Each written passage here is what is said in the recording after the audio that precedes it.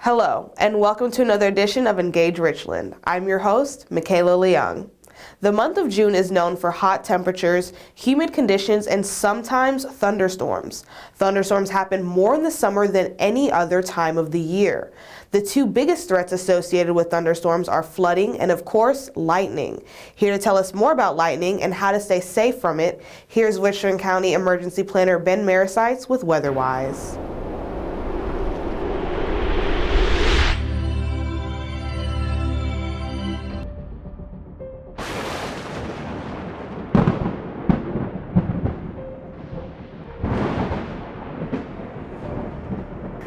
Hello everyone, I'm Ben Marasites, Emergency Planner, here for another edition of WeatherWise. Today we are going to talk about staying safe during thunderstorms. On average, lightning kills roughly 49 people each year, and hundreds more are severely injured. We have all been guilty of being outside with a thunderstorm nearby. However, it is extremely dangerous and something you definitely should not do. Check out this video from Charleston, South Carolina. The city was hosting a major golf tournament recently when lightning struck the ground on the 18th green. Wow, look at that. There were even some spectators nearby. Luckily, no one was harmed from this particular storm that day. If you see lightning, there is a quick way to figure out how close it is. Thunder sound travels at about a mile every 5 seconds, so count the seconds between the flash and the boom. For example, 10 seconds equals 2 miles. So when you hear thunder and see lightning, it's time to get indoors. If you are inside, make sure you stay away from windows, sinks, showers, wired phones, and other electronics. If you can't get indoors, a metal-topped car is second best. Many people believe that your car is safe because of the rubber tires. That's completely a myth. Actually, it's because of the metal body of the car acts as a metal cage around you. Cars are designed to divert lightning around the shell of the car and down to the ground. It is also important not to touch anything electrical that can connect you to the outside elements. So whenever you encounter a thunderstorm, keep those safety tips in mind. For WeatherWise, I'm Ben Marasites. For weather updates around Richland County, visit rcwinds.com. RC Winds is a network of live weather stations across Richland County presenting real-time information for assessing current weather activity. You can also download the RC Winds app on your smartphone, which puts the information right at your fingertips. Recently, Richland County cleaned up the Emmanuel Griffin Jr. waste tire site thanks to a grant from the South Carolina Department of Health and Environmental Control. About 10,000 tires were removed during a 3-week period from the property in northeast Richland. Removal of the tires will mitigate fire hazards, mosquito breeding, and other environmental issues. This is a joint project actually. Richland County bid it out, but it was a DHEC actually provided the funding through the Waste Tire Fund. This part of it is charged. When people buy tires, they pay $2 on their tires, on the new tires, and part of that money goes back to a Waste Tire Fund that DHEC monitors or manages, and they awarded a grant to the county to clean it up. So this was really a joint effort between us, DHEC, and the Attorney General's office to get this site cleaned up. Every June, Richland County and the entire nation celebrates National Adopt a Cat Month. This month also marks the height of kitten season, when millions of kittens are born and often end up in animal shelters. The Columbia Animal Shelter is home to many cats looking for a new home. Here's a look at our Richland County Pet of the Month.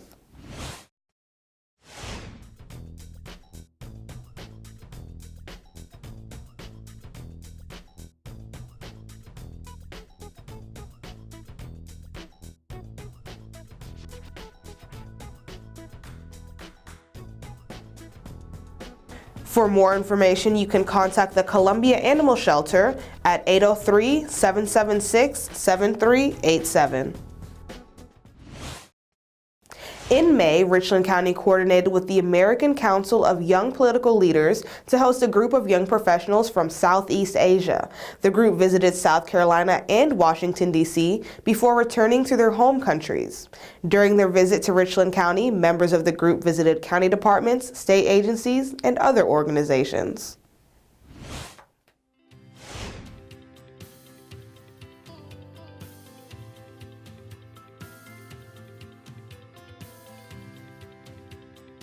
Several years ago, I was lucky enough to be nominated to a group called the American Council of Young Political Leaders. It was back when I was young. And through a program with the State Department, they send young leaders in their communities from around the nation to foreign governments to learn about other cultures, governments, peoples, issues around the world. We get a group to come through here probably about every other year or so. And this year it was a group from Southeast Asia, and it was a smaller group than usual. There were 4, but it's a new group to this exchange.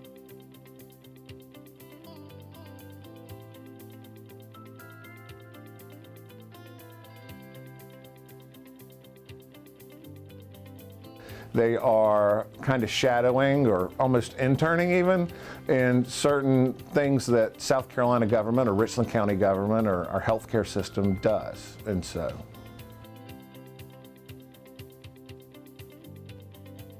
having them be able to come here, they learn a little bit more about what kind of infrastructure it takes to be successful in whatever their given field is at home. And then hopefully build relationships in America that allow them to grow and maybe build relationships of affection with America that will help the whole country in our policies in the future.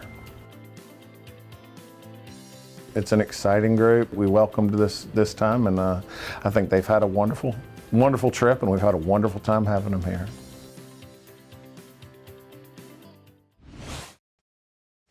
It's time for another edition of Richland County's Did You Know? Did you know about 30% of trash in South Carolina is comprised of yard debris and food that can be composted? For more Did You Know facts, visit our Richland County Facebook page and make sure you hit the like button to be updated on everything Richland County government. Did you miss the recent county council meeting? You can watch a recording of the most recent council meeting on RCTV and see archived meetings on the county website. In the meantime, here's County Council Chair Paul Livingston with a recap of the June 4th meeting. I would say this was probably one of the most discussed and interesting item on the agenda. And primarily because some folks are motivated about what it really means when you talk about ban the box, you know.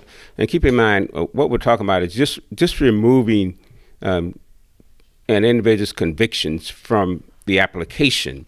Because what has happened in the past, it somewhat discriminates against a person who's been incarcerated a certain time and have some kind of conviction. Because, you know, once someone see that on an application, some of those individuals never get an opportunity to be heard and never get an opportunity for an interview. So by just simply removing that from the application, and then that person could at least get the foot in the door, be interviewed, and be ready for the job. So we think it's really fair to do that. But let's say, for example, if the job was not related to the conviction, then you have an opportunity to get that job. So we think it's a significant step in the right direction for our system in Richland County, particularly those who serve their time and who look for an opportunity to commit back to its society and contribute to the society. You can watch Richland County Council meetings every first and third Tuesday of each month on RCTV. If you don't have RCTV, then you can watch on our county website at www.richlandcountysc.gov or watch live on our Richland County Government Facebook page. And Richland County Council is pleased to announce the selection of Leonardo Brown as the new Richland County Administrator. Following a nationwide search, Brown, one of 4 very strong finalists, emerged as the most desirable choice.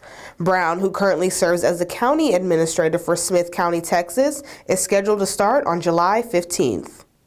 Paige Greene is the executive director of Richland County's CASA department. She has been with the county's organization since 2003, leading a dedicated team of staff and volunteers who advocate for abused and neglected children in the Richland County family court system. She sits down with Richland County Public Information Officer Paul Harris for a Richland County conversation. Here's a preview.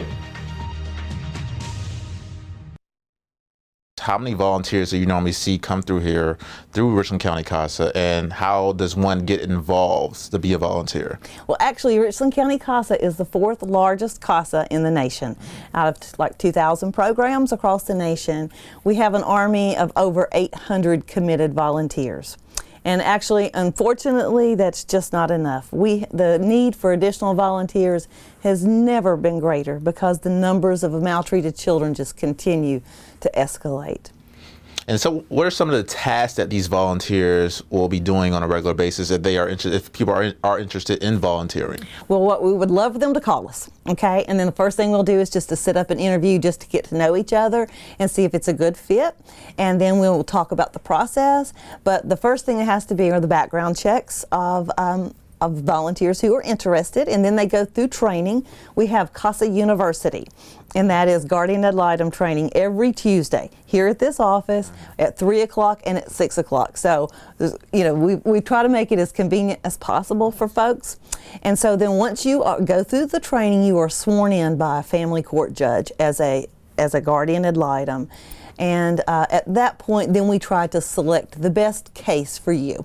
For instance, some people really love advocating for babies, and some love advocating for older youth. And so it just depends on what the person's interest is. We will match a case. Whatever it is, we have a case for you. To become a Richland County CASA volunteer, call 803-576-1735. To see the Paige Greene interview in its entirety, visit the Richland County's YouTube page at www.youtube.com/richlandonline, or stay tuned to RCTV. Every day, Richland County employees work hard for you. We'll let the numbers tell the story. Here's a look at recent statistics.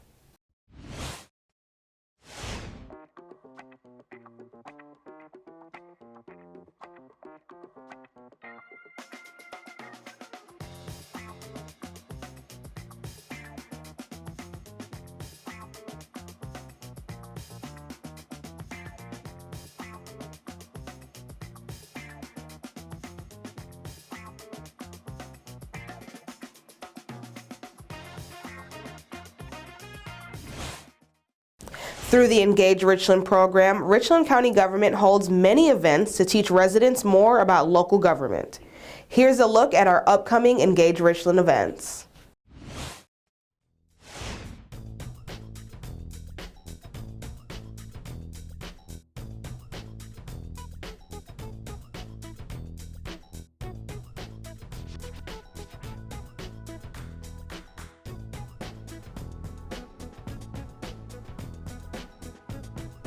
For more information on Engage Richland and Richland County government, please visit our social media pages.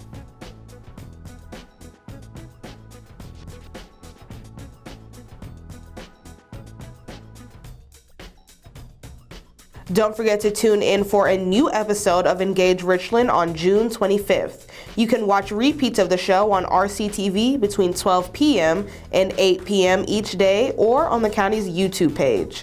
Also, be sure to tell us what you think. Contact us at pio@richlandcountysc.gov to give us feedback and ideas for upcoming shows. From all of us at the Richland County Public Information Office, I'm Michaela Leung. Thanks for watching.